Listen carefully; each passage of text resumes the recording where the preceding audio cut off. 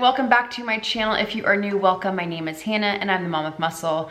And in today's video, we are going to be discussing best practices for hosting a family gathering or a Thanksgiving or Christmas gathering for that matter. So if this is something that you are interested in watching, just keep on watching. But if you have not already though, be sure to like, comment, and subscribe. Make sure to hit that bell button for every time I upload a video.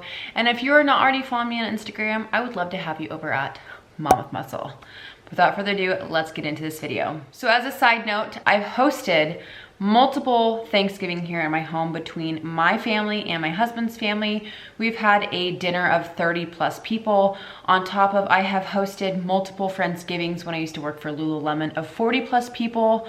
On top of, I also do wedding and special event planning business on the side. So I have kind of composed a small list of different kind of tips and tricks. If you are going to be hosting for the holiday season, I have composed a small list of different takeaways that I have learned over my years of hosting these type of dinners, as well as different takeaways from just being in the business. So let's get into this video. So the first little tip is having an activity station for kids. Even if you maybe don't have children, but you are anticipating families that have kids, having an activity station set up is super, super important. As well, it shows that you took the time to accommodate the families that have children.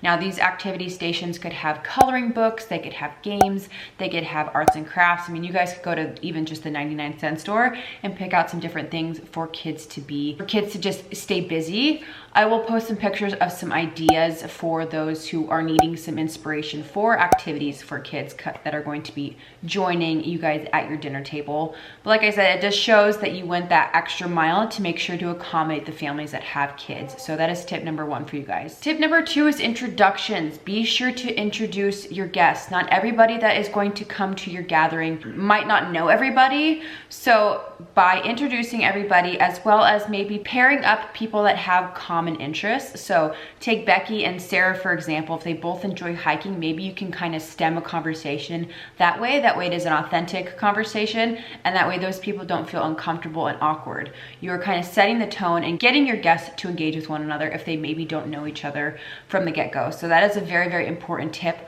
when you are hosting an event, is just getting that conversation going, making sure introductions are happening, and that way you can sit back and not stress about if are people having fun. The conversation is just rolling genuinely. So that is tip number two for you guys. Tip number three is making sure you are stocked on the bar section, making sure your beverages are stocked. There is nothing more embarrassing than running out of beverages.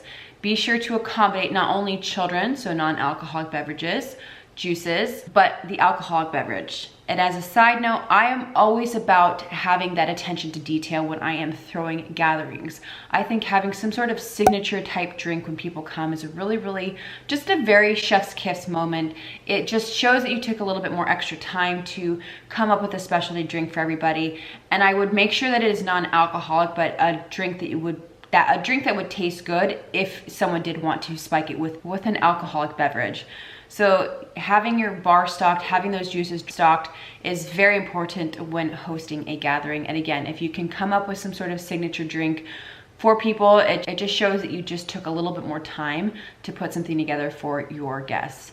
And you guys can go on Pinterest. They have beautiful, aesthetically pleasing, and really tasty holiday drinks coming into the season. So make sure to check out Pinterest for some inspiration for that aspect. So that is the next item on my list. Tip number four is place cards. I cannot tell you, working in the wedding industry, the amount of times that bride and grooms maybe don't want place cards, or they don't want a table chart. They're just like, it's a free-for-all, people can pick where they want to sit. Now, what I've learned is people love direction. People don't want to have to figure out where they want to sit. Not everybody at weddings, not everybody at family gatherings are going to know one another. So by having that set up, having a station or having a place card for where that person is going to sit is so much better than having this awkwardness of like, well, where do I sit? Where do you want to sit? I don't know. And it just creates a very uncomfortableness for people. And I'm probably going to say uncomfortableness a lot, so I apologize in advance, but having a place card is super, super important. Now, another reason why I would suggest a place card is it allows for you to pick where you want people to sit. Now, if there's maybe family dynamics that don't mesh well, maybe Susan and Karen can't be together, so by having them at opposite ends of the table, that allows for again, not awkwardness, not uncomfortableness. You're having that separation. So by you picking where they sit is a lot better. You can also pick who you want to be together based on common interests, easy conversation, etc., etc. And another reason why I really enjoy place cards is it's a great way to have that attention to detail for your tablescape. One year I did pumpkins with the name attached to the stem. Another year I paid for a Etsy shop to hand carve everybody's name that I placed on the napkin. So it just kind of adds that extra little notch to a table setting, and it makes a very beautiful tablescape. So that's kind of another tip for you guys, is always making sure you have some sort of place card on the table to allow for easy direction, easy flow of the evening, as well as it adds to the decor of your table. So that is the next tip on this list. The next tip is very simple, and a lot of people kind of skip over this, is just making sure your bathroom is stocked, making sure it has toilet paper, it has fresh towels in there. I have been to multiple gatherings where they run out of toilet paper and there's nothing underneath the sink, and you're going, what, okay, like what do I do? It just creates this less thing that you have to worry about throughout the evening. You don't have to worry about, is the bathroom stocked? Is someone gonna run out of toilet paper?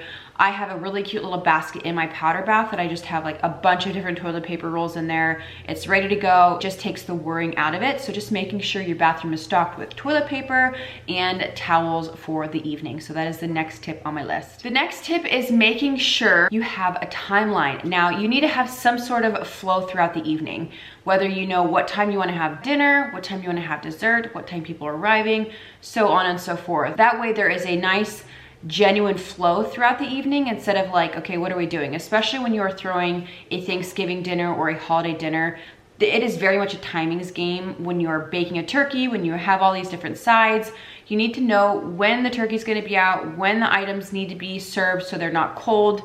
So having some sort of flow throughout the evening is very, very important when you're hosting a dinner. This also allows for gauging the mood of your guests. Are people getting hungry? Are they ready to sit down for dinner? Are they enjoying themselves? Can we push the dinner back a little bit because conversation is, everybody's enjoying themselves, conversation is happening. So again, having that timeline is really important to make sure there is a good flow throughout the evening, and that is the next tip on this list. And the seventh and final tip of my kind of entertaining 101 is making sure you are having fun. I understand hosting an event, hosting a dinner can be very stressful.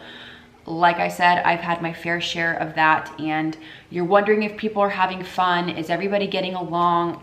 Are people enjoying themselves? Is there toilet paper? Did I pick up this? Is the kids having fun? I understand all the thoughts that go into having an event. Plus you have opened your home to people.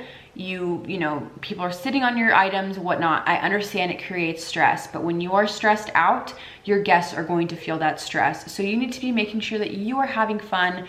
Just remember that you can have the cleaner come over tomorrow, enjoy the evening, enjoy conversation with your guests, because the night is going to go very quickly. And if they can sense that you are having some stress, it's going to create more uncomfortableness and more awkwardness throughout the evening. So just make sure that you are enjoying yourself as well, because you're hosting this event, you have opened up your home. It is very important that you yourself are enjoying the evening. So that is going to be kind of the last and final tip for entertaining for the holiday season. Sway, sway. Baby girl, mama's trying to record. So that is it for today's video. I hope you guys enjoyed. Like I said, I've done my fair share of hosting, and I figured with holidays coming up, with these big dinners coming up, these are some takeaways that I have learned throughout the years, and they have helped me tremendously when throwing a successful dinner party. So hopefully you guys got some inspiration. Good luck to anybody who is hosting this year, who is opening their home to family and friends. And I cannot believe it, you guys. We are in November. It is almost Thanksgiving. I saw something the other day. It was like 7 weeks until Christmas. I'm like mind blown. Like, where on earth did this year go? Seriously. I know everybody's probably thinking the same thing. I got to get on my shopping.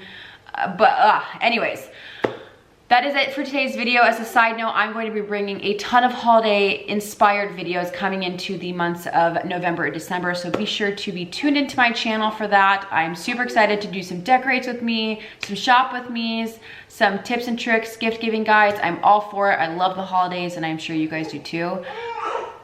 But that is it, you guys. I love you so much, and I will see you guys in my next video. Peace. Say hi, YouTube. Say hi, YouTube. Say hi. She's so big.